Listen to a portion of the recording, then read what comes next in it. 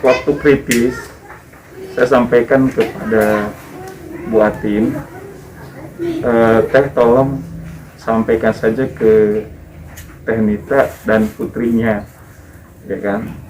Nah, sepertinya langsung disampaikan karena Teh Nita kan langsung pasang status di IG kan, alhamdulillah artinya direspon positif oleh Teh Nita, dan saya yakin juga Teh Nita juga pasti sangat kehilangan lah, apalagi sudah 20 tahun dengan beliau, ya kan. Kita nggak ngerti lah, saya yakin, tapi rasa itu saya yakin pasti masih ada ya, baik almarhum maupun Teh Nita.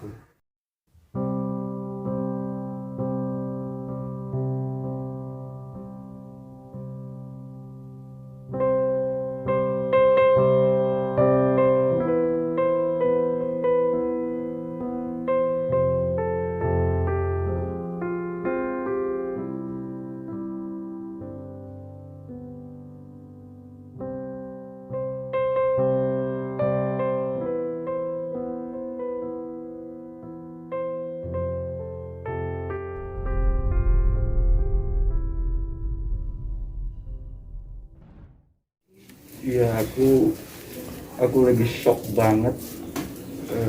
Dari semalam kan belum tidur juga karena memang kaget ya, setiap hari komunikasi sama saya, sama Abah juga, ya kan. Kita lagi bicara bagaimana kedepannya dengan MGM Record, gitu kan. Sampai dia bilang ya udah, minggu depan saya sembuh, kita meeting semester 1 untuk di tahun 2021. Dan kebetulan juga beliau sudah minta saya untuk nyanyi. Saya diminta untuk nyanyiin 2 lagu, satunya pop, satunya dangdut, dan sudah dibikin semua sama Abah di sini gitu. Tapi karena saya juga pas kebetulan sakit, sekarang saya masih sakit, masih lemes gitu. Cuman udah mulai membaik lah badan. Tiba-tiba Pak Rudi kondisinya kritis. Kok kritis gitu? Udah kan tadinya baik-baik aja, beliau sakit awalnya kan DBD. Sakit DBD sebelum putusan perceraian dengan Teh Nita, beliau sakit DBD itu, dirawat di rumah. Kemudian ternyata HB-nya turun, masuklah ke rumah sakit. Di rumah sakit karena kondisi pandemi, maka setiap pasien kan diobservasi di PCR, ya kan. 2 kali negatif, yang pas yang ketiganya dites lagi, ternyata positif. Ya udah langsung lah, standar COVID kan. Nah dari situ udah mulai beliau down gitu. Karena kalau udah COVID kan nggak bisa ditemenin sama keluarga juga, jadi murni sendirian gitu. Tapi masih tetap komunikasi dengan saya melalui WA, bagaimana progres perkembangan yang di Polres, ya. Terus bagaimana progres lagu yang sudah dibawakan gitu. Pokoknya kita harus sukses di 2021. Ya saya bilang kita semangat Pak Rudi, pokoknya Pak Rudi sekarang fokus biar sembuh dulu. Ternyata satu hari yang lalu kemarin, hari Jumat ya, hari Jumat saya udah menyehatkan diri, saya pergi ke masjid, langsung dapat telepon dari Teh Atin bahwa Pak Rudi ada masalah di ginjal, kemudian harus diambil tindakan bagaimana. Dan kita semua serba kebingungan ya, namanya kalau udah di dalam rumah sakit kan. Akhirnya diobservasilah, diambil tindakanlah untuk dicuci ginjalnya. Nah setelah dicuci ginjal, disitulah kritis kemarin ya, hari Jumat jam 11 malam ya, saya dapat telepon udah nggak ada. Ya, sampai hari ini saya masih belum percaya gitu. Saya masih deg-degan, saya aduh ya Allah, ternyata Pak Rudi beneran udah meninggal. Dan langsung subuh tadi langsung dibawa ke Bandung karena memang ini protap ya, dari rumah sakit langsung diurus di daerah Bandung di Cikadut.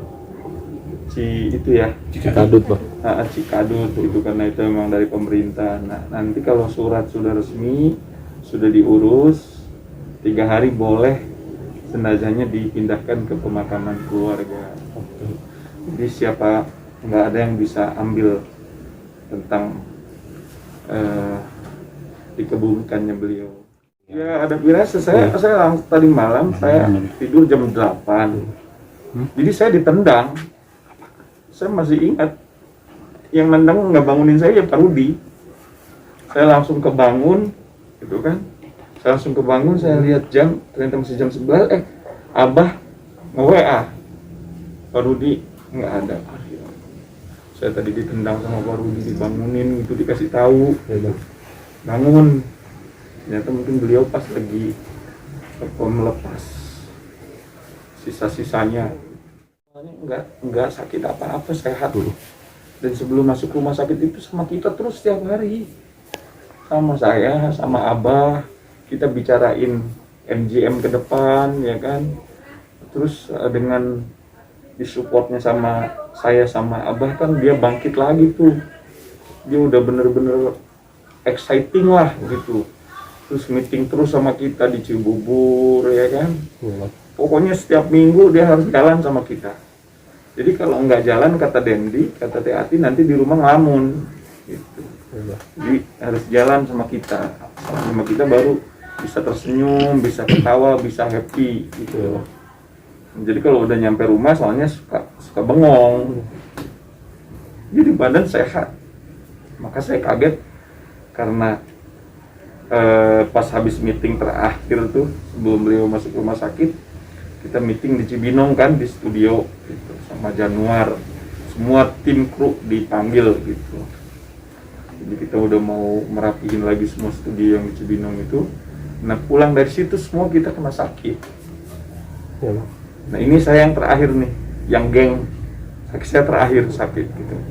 Karena dari Pak Rudi, Abah, Rona, Mami, terus si Januar, ahli IT kita, gitu kan, YouTuber kita, semua kena. Sekarang saya terakhir gitu.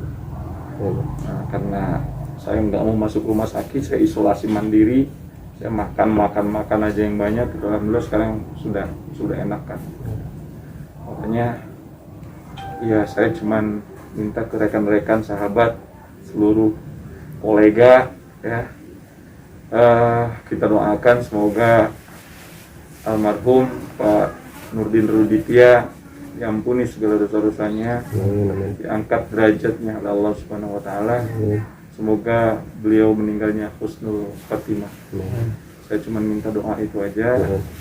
Dan saya mewakili keluarga besar beliau, sekali lagi mohon maaf apabila selama beliau hidup di dunia berkomunikasi dengan kita, kalau ada yang kurang berkenan, baik yang disengaja maupun tidak disengaja, termasuk juga ke Teknik Tatalia, mohon dihapunten karena Pak Rudi orang baik, Tenita orang baik juga, apalagi Teatin orang baik. Jadi kemarin yang kejadian itu hanya salah paham saja. Semoga ini menjadi pelajaran, jadi ibroh buat kita untuk jadi lebih baik ke depannya. Jadi pokoknya setiap hari saya komunikasi sama beliau. Saya di mana saya videoin, kan langsung kirim ke beliau, dan beliau langsung kirim fotonya. Ini saya udah agak membaik ya kan. Cuman satu, saya cuman minta kalau bisa Mas Dedi, saya ini harus minta maaf kepada keluarga. Itu aja pesan dari beliau, Seni. Itu terakhir ya Bang? Iya, jadi Pak Rudi nggak mau ngapa-ngapain kok, cuman pengen Seni yang juga sudah dianggap seperti anaknya sendiri, minta maaf aja kepada Teh Atin. Itu udah, itu permintaan terakhirnya ke saya gitu. Saya bilang saya akan coba Rudi, cuman saya nggak tahu alamat di mana alamatnya. Nah beliau kirimin ke aku foto-foto KTP supirnya ya, sama asistennya gitu yang tinggal di Kemayoran sama yang tinggal di Jakarta Timur. Beliau kirim semua ke saya. Itu sih pesan terakhirnya. Iya, pasti itu saya akan sampaikan. Kan sebetulnya ini persoalan yang bukan persoalan besar kok. Hanya salah paham ya, yang karena situasinya tidak terkontrol sehingga terlihat seperti besar. Padahal namanya orang salah kan, saya sampaikan tadi bahwa manusia kan tidak luput dari salah dan hilaf. Ya udah, ketika kita hilaf tinggal kita minta maaf, udah selesai kok. Pak Rudi maunya itu, nggak ada Pak Rudi yang lain-lain, misalkan pengen saya ini masuk penjara, nggak ada.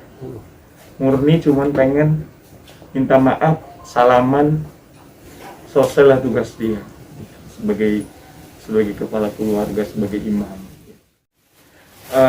Kalau sekarang kan sudah lanjut kita laporkan di Polres, tentunya proses ini kan akan terus berjalan, gitu. Terus akan berjalan. Namun nanti setelah ini kan saya akan menemui Bu Atin, ya Teh Atin, ya kan, kita nanti mau meeting, mau diskusi langkah ke depan seperti apa terkait kasus yang kita laporkan, kemudian terkait MGM Record juga mau seperti apa.